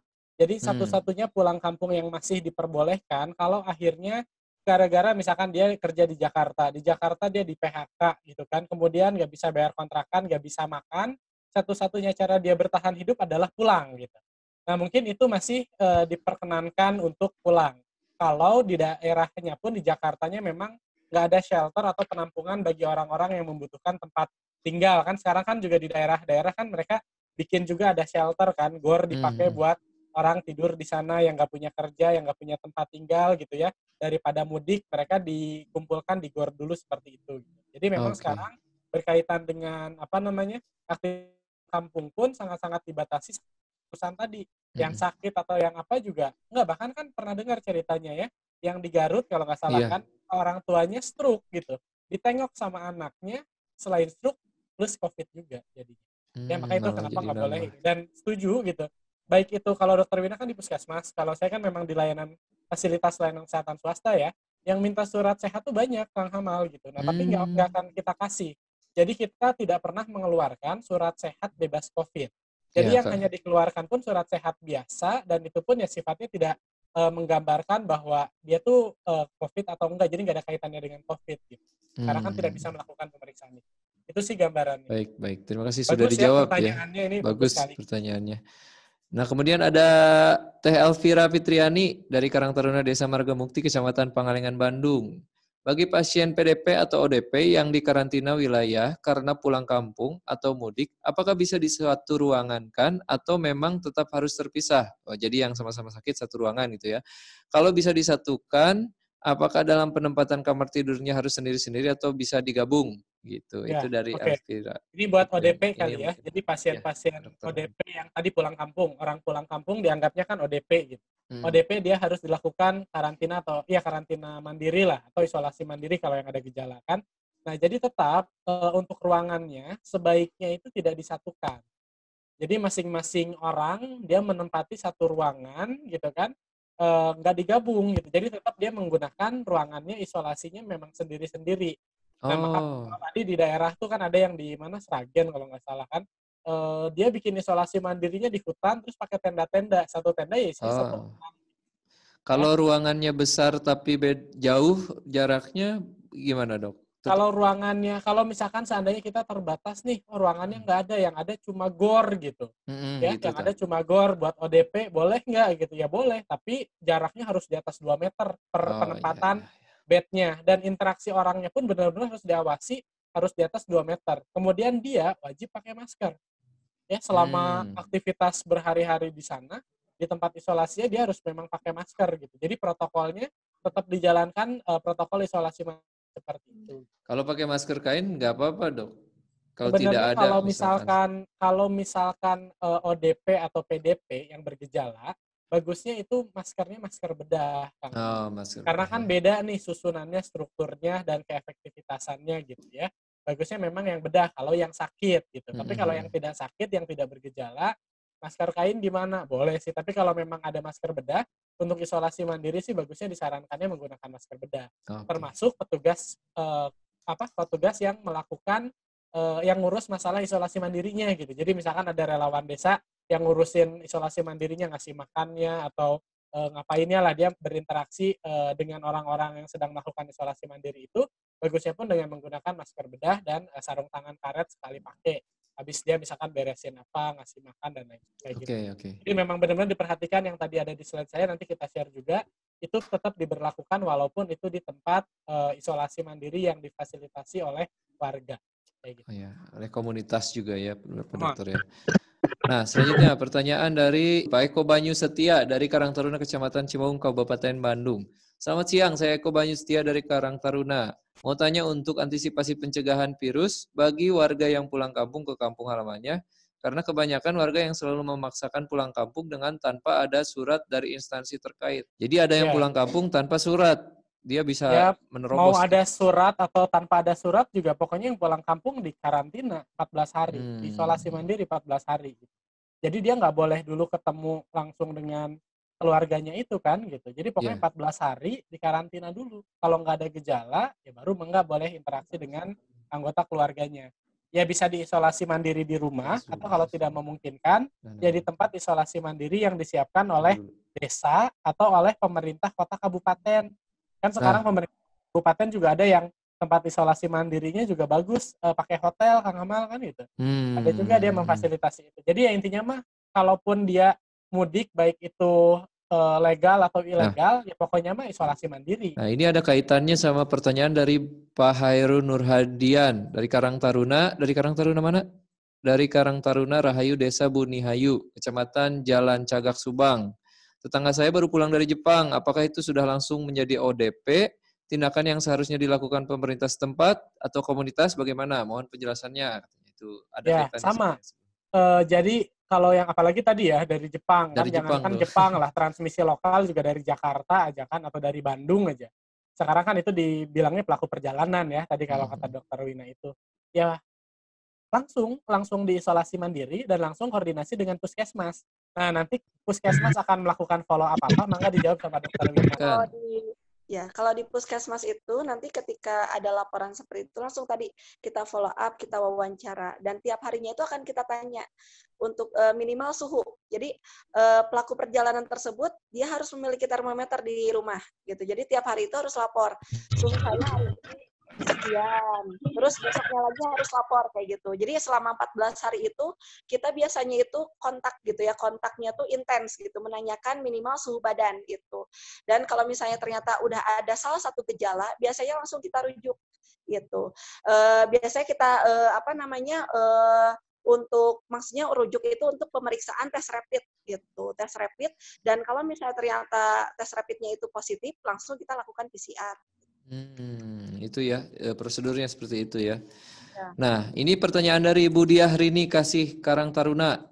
Woi, Bu Diah, halo Bu Diah, menyaksikan juga, terima kasih Bu Diah ya. Udah beberapa pertemuan sering menyaksikan. Saat ini ada persyaratan bahwa untuk masuk rumah aman atau rumah perlindungan maka orang harus punya surat keterangan. Mereka belum tentu ODP. Apakah bisa juga mendapatkan tes gratis di puskesmas? Mengingat mereka antara lain adalah korban tindak kekerasan sehingga membutuhkan perlindungan di rumah aman dan belum tentu mampu membayar tes secara mandiri. Coba ini mungkin sama Ibu Dr. Wina ya. Dr. Wina, mungkin sama Ibu Iya. Dr. Wina. Memang kalau tadi ya di saya juga ada kasus yang seperti itu. Jadi memang ketika ingin masuk ke suatu wilayah itu gitu ya, tadi yang rumah aman itu harus ada tes rapid. Cuman memang kita belum bisa gitu ya untuk protokol seperti itu gitu ya, kecuali gini, misalnya ternyata dia itu memang dari wilayah atau yang memang ada kasus COVID-nya gitu ya, misalnya tadi ternyata korban kekerasan dan memang sebelumnya itu di Jakarta gitu ya, terus dia pulang dulu ke, misalnya dia butuh rumah aman, tapi rumah amannya itu misalnya di daerah Depok atau di mana, nah itu bisa saja gitu ya dilakukan tes rapid gitu.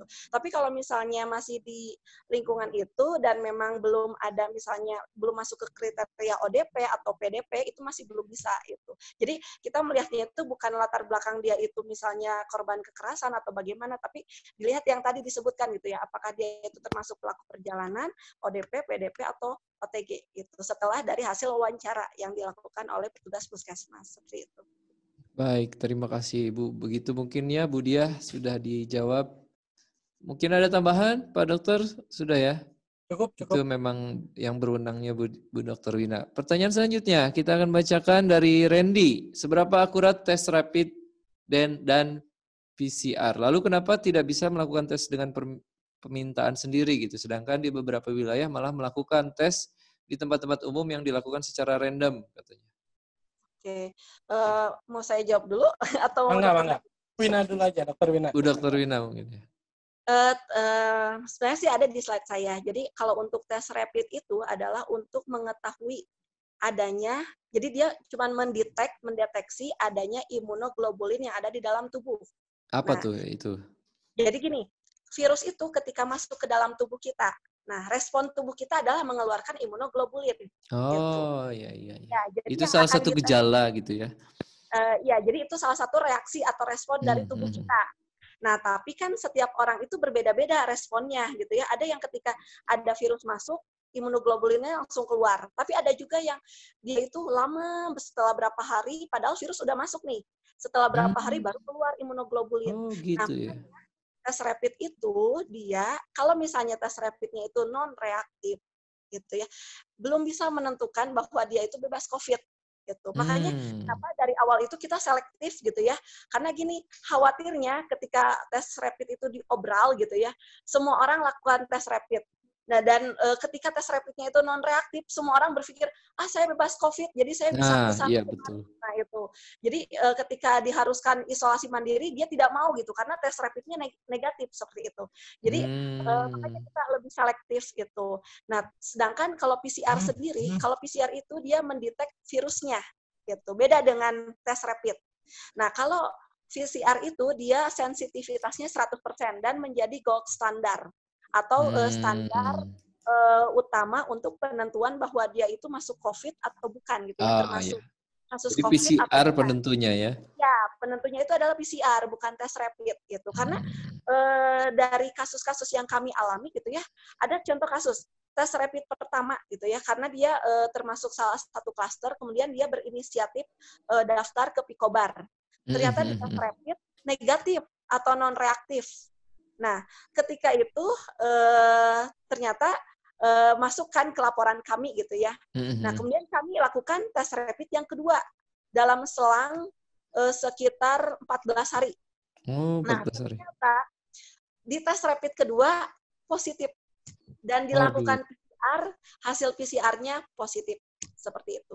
Jadi kita tidak, makanya itu gitu ya, yang kan sekarang itu udah ada ya tes rapid yang bisa dilakukan di rumah sakit yang berbayar. Ada yang variatif, ada yang bayarnya itu 100.000, ada yang sampai 700.000 gitu. Nah, tapi ya itu ya resikonya adalah ketika dia dites rapid, kemudian hasilnya non reaktif, dia berpikirnya wah saya bebas COVID gitu ya. Yang harusnya dilakukan isolasi mandiri dia nggak mau gitu karena hasil tes rapidnya non reaktif. Dan tadi misalnya saya ingin saya ingin mudik gitu ya, saya tes rapid aja dulu gitu ya. Ternyata non reaktif, kemudian dia mudik. Nah, itu kan belum tentu dia bebas COVID. Ternyata misalnya dia udah ada virusnya, tapi belum keluar imunoglobulinnya. Kemudian ketika dia pulang kampung, malah bisa menularkan ke keluarganya. Seperti itu.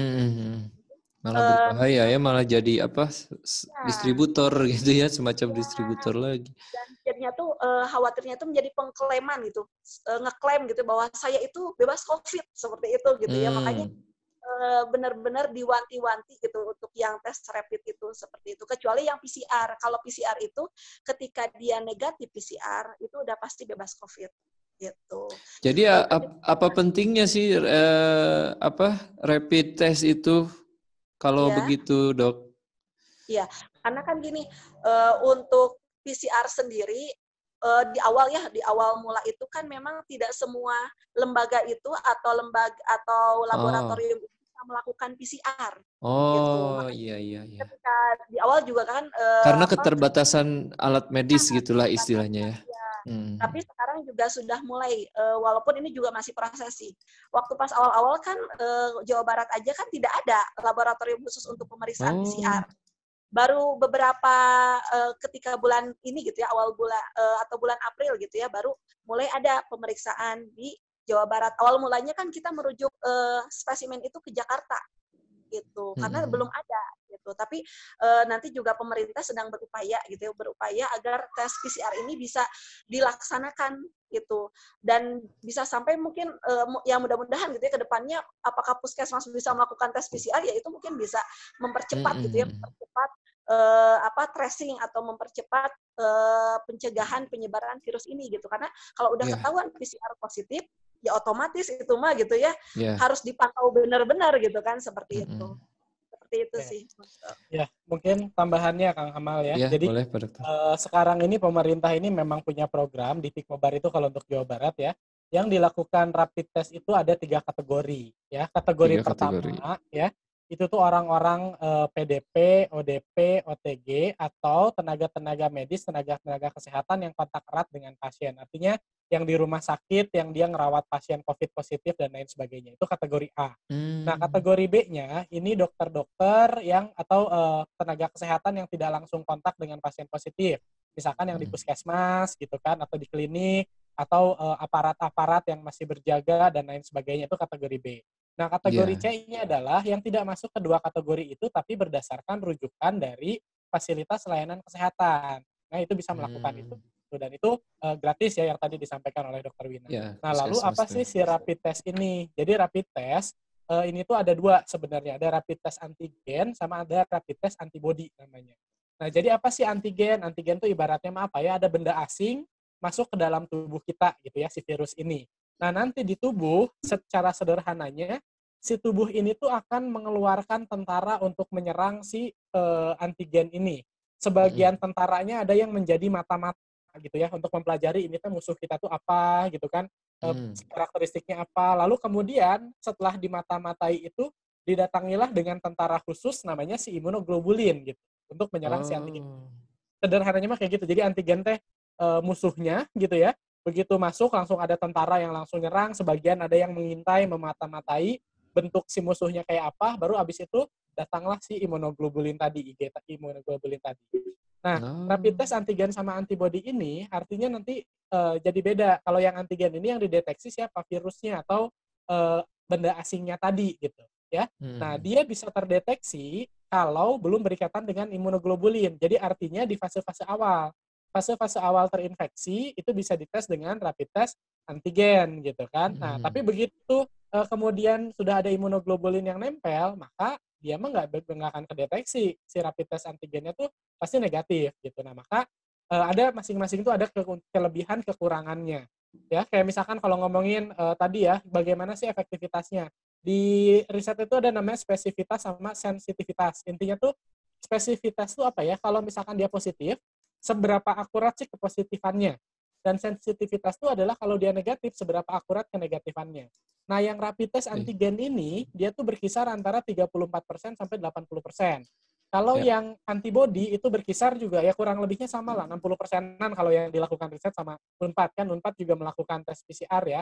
Nah, tapi itu pun berkaitan juga nanti dengan kitnya, Kang Hamal. Jadi, beda merek kit, kan ada tuh kitnya ya, kit pemeriksaan rapid test, beda merek kit, beda pula hasil sensitivitas sama spesifitasnya gitu. Nah, jadi kalau rapid antigen itu memang sih dia misalkan dia kan langsung iniin ke virusnya. Iya benar, tapi itu harus dilakukan di fase-fase awal dan dia tidak bisa diulang. Tapi kalau antibody dan prosedurnya ribet. Kenapa ribet? Karena kalau rapid test antigen, prosedurnya dia harus pakai swab. Jadi kayak PCR gitu dan petugas pelaksananya harus pakai APD lengkap gitu. Ya udah, kenapa nggak sekalian PCR gitu kan kalau rapid test antigen gitu. Nah, ada yang kedua, rapid test antibody. Antibody itu yang lewat darah, dan kalau itu sih APD-nya kan nggak harus lengkap yang swab PCR kan.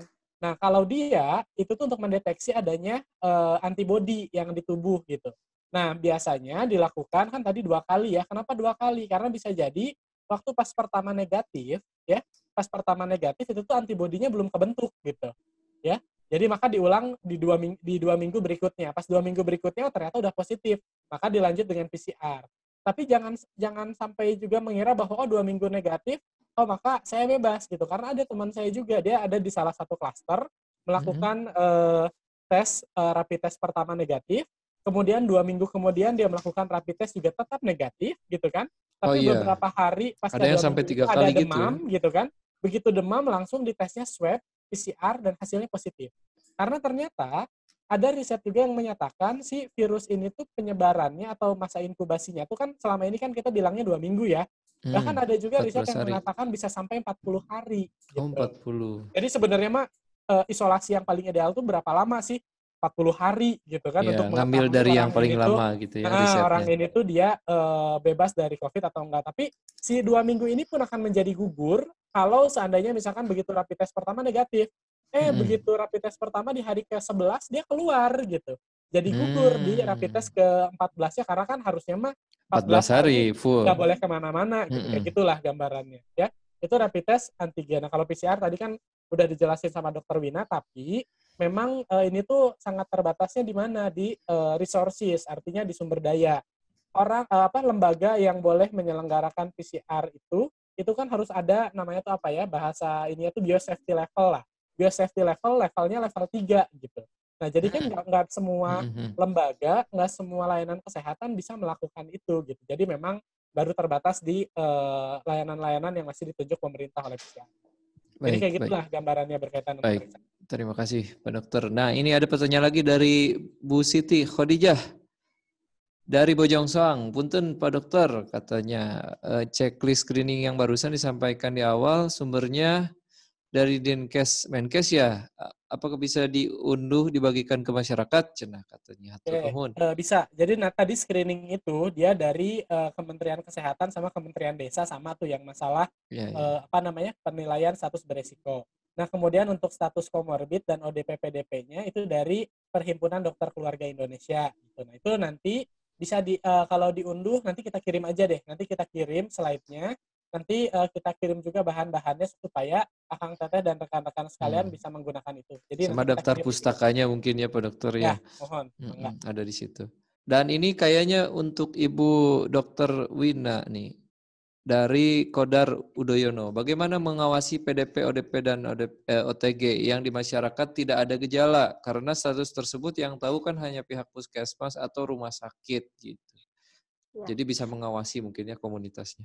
Oke, jadi gini, harus tadi ya, mungkin harus lebih memahami tadi untuk definisi OTG itu apa, pelaku perjalanan apa, ODP, PDP.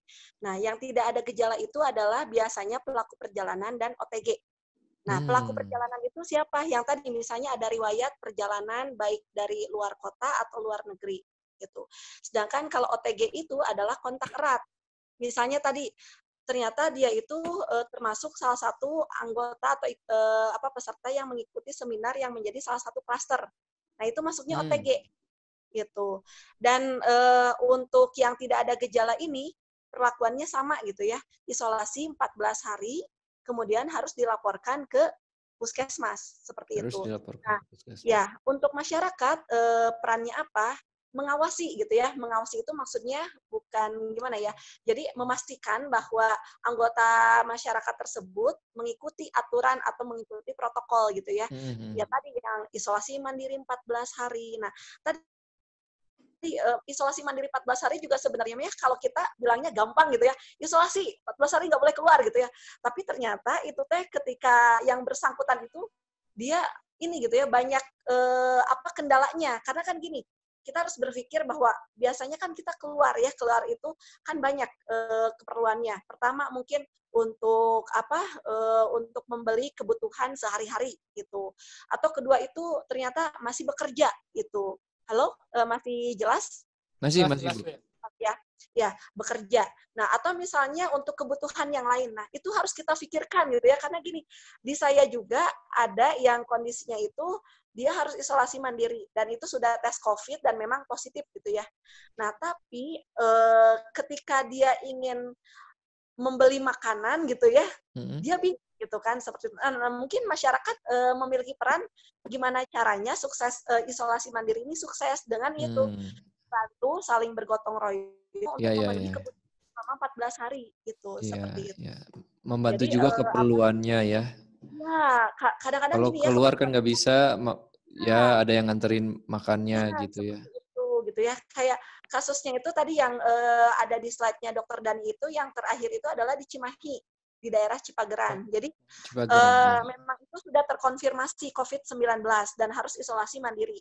Alhamdulillah warga sekitarnya itu mendukung gitu ya, bukannya melakukan atau mengucilkan gitu, tapi mendukung. Salah satunya itu adalah tadi gitu ya, makanan tiap hari diantar, sayuran diantar. Terus kalau misalnya si ibunya atau keluarganya itu butuh beli sesuatu, nanti uangnya itu dititipkan gitu ya atau ditransfer nanti diberikan oleh tetangganya seperti itu. Jadi secara mental dia pun termotivasi ya, bukan malah jadi merasa terisolasi dari. Karena ada juga kasus yang lain malah sampai diusir. Jadi sudah terkonfirmasi tes rapid, baru tes rapid ini teh ya, belum PCR. Tes rapid reaktif, langsung ribut masyarakat sekitarnya itu. Sampai mau mengusir, sampai saya tuh bertanya, emang ini tuh ngontrak atau udah lama tinggal di sana? Udah lama, Bu. Kok bisa gitu ya, tega gitu ya, tetangganya mengusir tetangganya sendiri gitu kan. Padahal udah berinteraksi lama selama puluhan tahun hanya karena tadi gitu ya, yang sebenarnya kan isolasi mandiri saja kan itu udah cukup gitu kan. Kenapa harus sampai mengusir-ngusir seperti itu sih? Karena saking mungkin masyarakat sekitarnya ketakutan segala macam. Padahal kan kalau misalnya masyarakat mendukung untuk isolasi mandiri gitu ya, yang bersangkutannya isolasi mandiri, masyarakatnya mendukung, ya itu sebenarnya nggak ada masalah sebenarnya mah gitu ya. Tapi karena tadi ada stigma khawatir tertular segala macam gitu ya.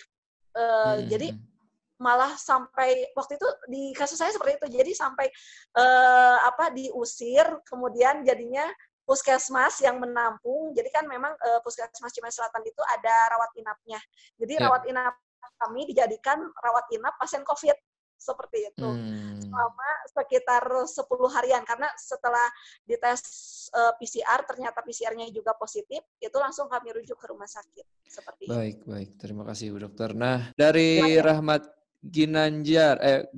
Ganjar Firmansyah, di lingkungan masyarakat bila ada yang meninggal terkesan ditutupi karena pertimbangan sosial, tapi justru menurut saya malah jadi bom waktu. Contohnya daerah saya, ada yang seperti ini karena ditutup karena alasan sosial. Setelah dilakukan rapid test, lingkungan keluarganya jadi positif sebanyak 4 orang. Menurut dokter, sebaiknya bagaimana menangani hal seperti ini? Itu pertanyaan pertama. Terus Yang apa lagi? keduanya, saya dari KT Karang Taruna BKM, Desa Gunung Sambung.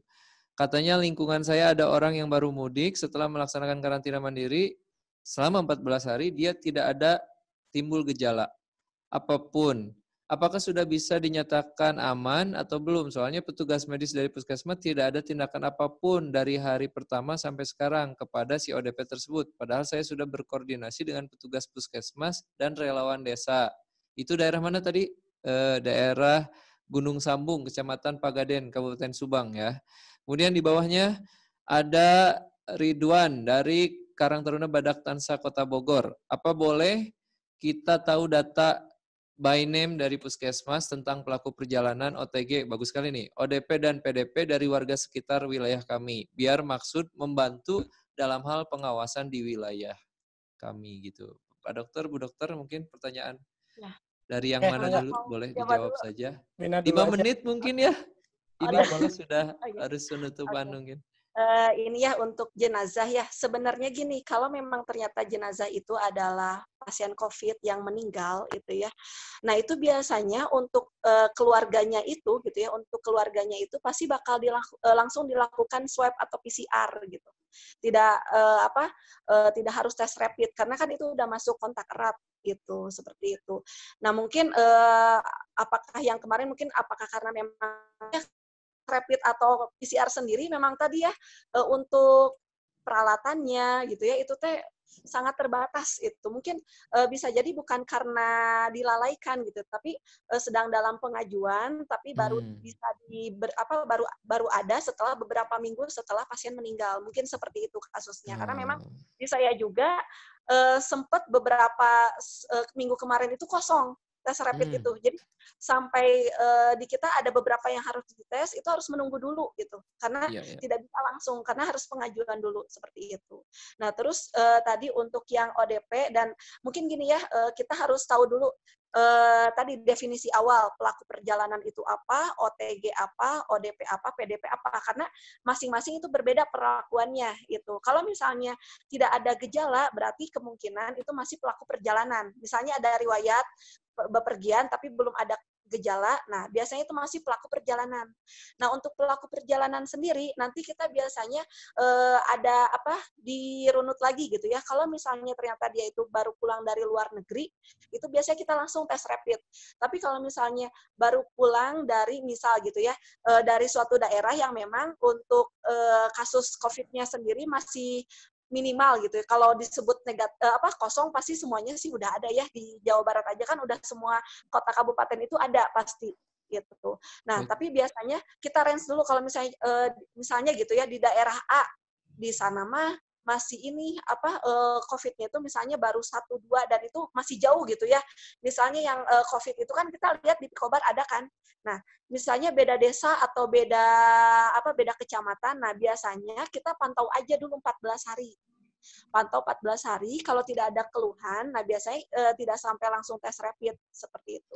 Tapi kalau misalnya dalam perjalanan 14 hari itu ada keluhan, biasanya kita tes rapid. Karena tadi, kalau misalnya tes rapid sendiri tadi ya, tadi terbatas, kemudian ketika dia tidak ada keluhan juga kadang-kadang tidak bisa menentukan gitu ya. Kalau tidak ada keluhan itu biasanya non-reaktif kayak gitu. Tapi kalau misalnya, karena kan gini, respon tubuh ya, demam itu salah satu respon tubuh. Nah, ketika ada demam, berarti ada respon tubuh. Nah, berarti imunoglobulin kita itu sedang keluar gitu. Beda ketika kita tidak ada keluhan.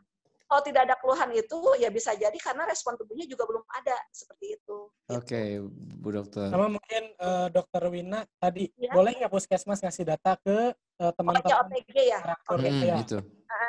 Jadi kan gini, kalau misalnya untuk OTG, ODP, PDP, sama pelaku perjalanan, bisa saja kita berikan itu ya.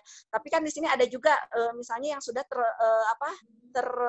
udah terkonfirmasi positif gitu ya. Paling kita memberitahukannya itu alamatnya saja. Alamatnya juga misalnya cuma memberitahukan kelurahan apa gitu, atau misalnya desa apa seperti itu. Karena di sisi lain kami juga harus menjaga privasi gitu ya, maksudnya harus menjaga rahasia pasien, tapi di sisi lain juga ini kan masuknya itu udah pandemi gitu ya, udah wabah seperti itu.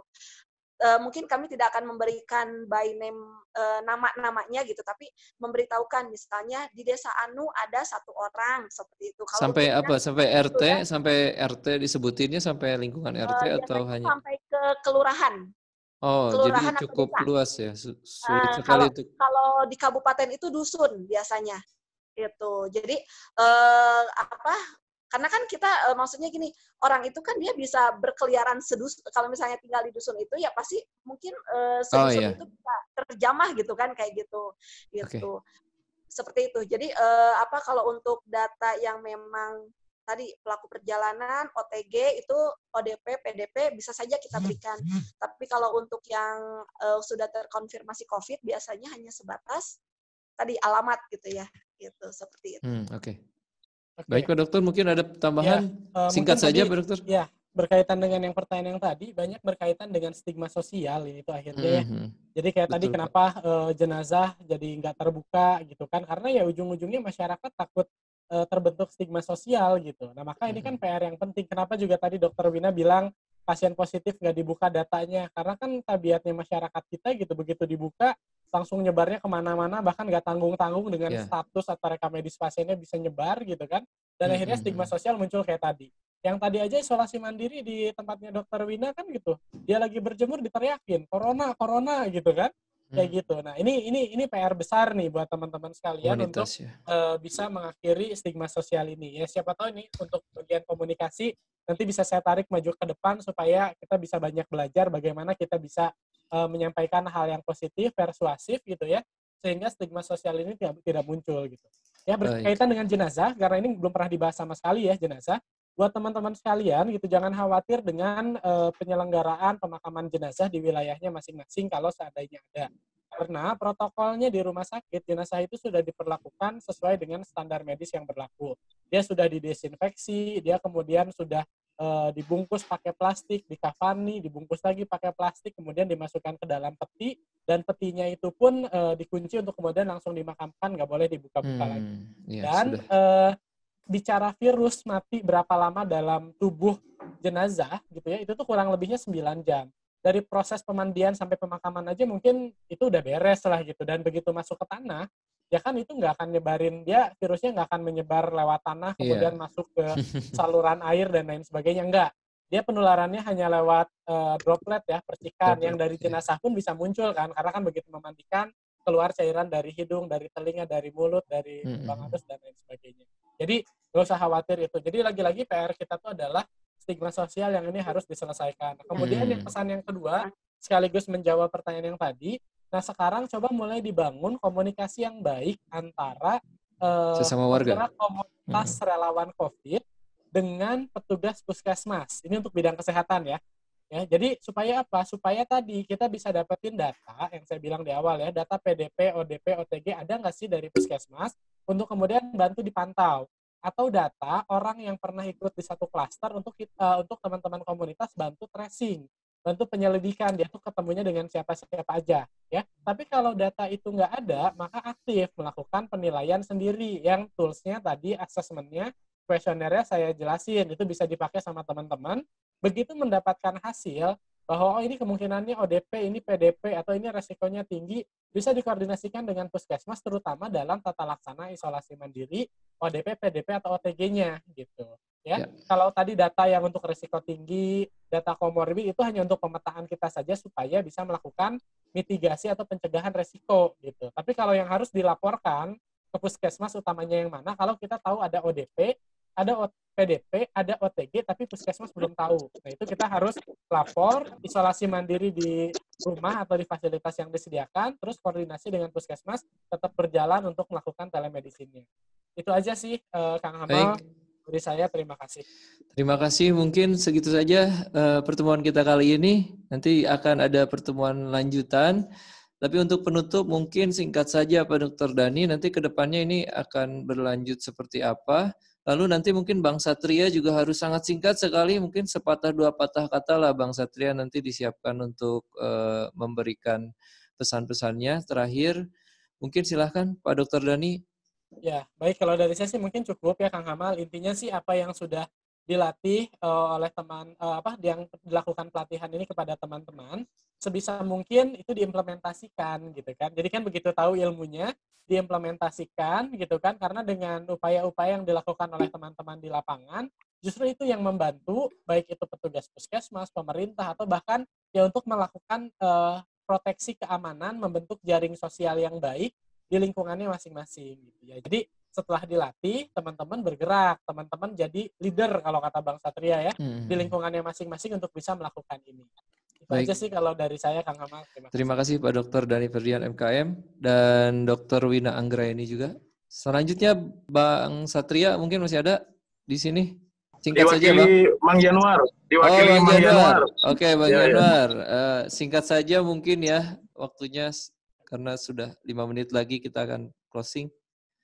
Ya, baik. Kalau dari saya untuk teman-teman relawan, sekarang tinggal bagaimana hari ini kita bisa berkoordinasi dengan pihak, kembali berkoordinasi dengan RW, agar setiap warga yang baru pulang dari luar kota atau pulang kampung atau apapun namanya, agar didata dan diharapkan mereka bisa melakukan aktivitas yang disebut dengan isolasi mandiri. Saya kira itu. Jadi sampaikan ini ke Pak RW, kemudian kita bikin sedikit tulisan kecil agar ini bisa diketahui oleh masyarakat, dan warga yang baru menerima tamu atau keluarga yang dari luar kota agar bisa lapor tidak 1 kali 24 jam, mungkin lapornya 1 kali 1 jam sejak mereka hadir di rumah mereka. Itu mungkin antisipasinya bagi relawan komunitas. Baik, terima kasih Bang Yonar. Terima kasih banyak sudah menghadiri nih. Ibu Diah juga tadi sempat hadir juga, terima kasih banyak. Pokoknya gitu saja mungkin ya. Hamal ucapkan mohon maaf apabila ada salah-salah kata. Terima kasih banyak sudah bergabung semuanya. Karang Taruna dari mana aja ini banyak sekali yang sudah bergabung. Terima kasih banyak. Mudah-mudahan semuanya lancar kegiatannya dan pada sehat selalu semuanya. Jaga kesehatan, jangan lupa juga protokolnya tetap dijalankan. Amin. Ya. Amin. Ya, pokoknya gitu saja. Hamal Mas Kumambang dan juga Pak Dr. Dani Ferdian, Bu Dr. Wina Anggraeni, dan juga seluruh kru yang bertugas mengucapkan pamit undur. Wabillahi taufiq wal hidayah. Wassalamualaikum warahmatullahi wabarakatuh.